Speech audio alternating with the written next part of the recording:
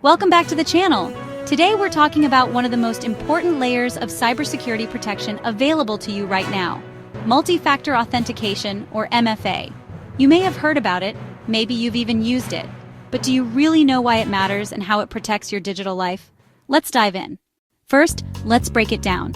Multi-factor authentication, or MFA, is an extra step you take to verify your identity when logging into an account. Instead of just entering your username and password, MFA requires a second or sometimes third piece of evidence to confirm it's really you. These factors usually fall into three categories: something you know, like a password or a PIN; something you have, like your smartphone, a security token, or even a smart card; something you are, your fingerprint, face scan, or voice recognition. When you combine two or more of these, it becomes dramatically harder for hackers to break in. Now you might be thinking, I already use strong passwords, isn't that enough? Unfortunately, no. Here's why. Passwords can be guessed or cracked. They can be stolen in data breaches. Millions of usernames and passwords are leaked every single day. People often reuse the same password across multiple accounts. If one gets compromised, attackers can access all of them. Hackers are smart. They use phishing emails, social engineering, and even automated bots to try thousands of passwords in seconds. This is where MFA becomes a game changer. Think of MFA as an extra lock on your digital door. Even if a hacker steals your password, they still need that second factor, like the code sent to your phone or a fingerprint scan. Without it, they can't get in.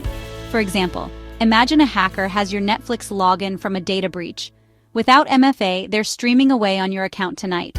With MFA, they're stopped at the door because they don't have your phone or your fingerprint. Not all MFA methods are created equal. Let's look at the most common ones. SMS codes, a text message with a one-time code. Better than nothing, but vulnerable to SIM swapping attacks. Authenticator apps, like Google Authenticator, Authy, or Microsoft Authenticator. These generate time-sensitive codes on your phone, much safer.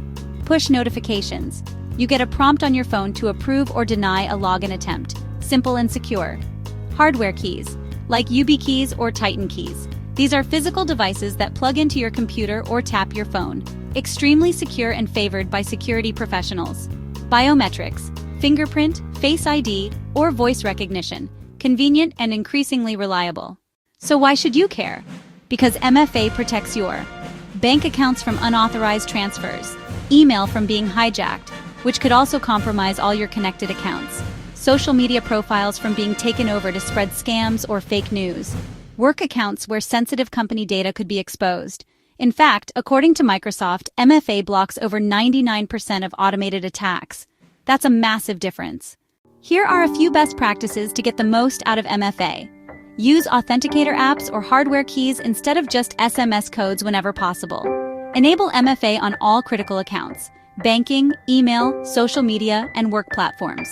Watch out for MFA fatigue attacks, where hackers flood you with approval requests, hoping you'll click yes by mistake. Always deny unexpected login prompts, back up your code securely, or set up backup methods so you don't get locked out. To wrap it up, passwords alone are no longer enough.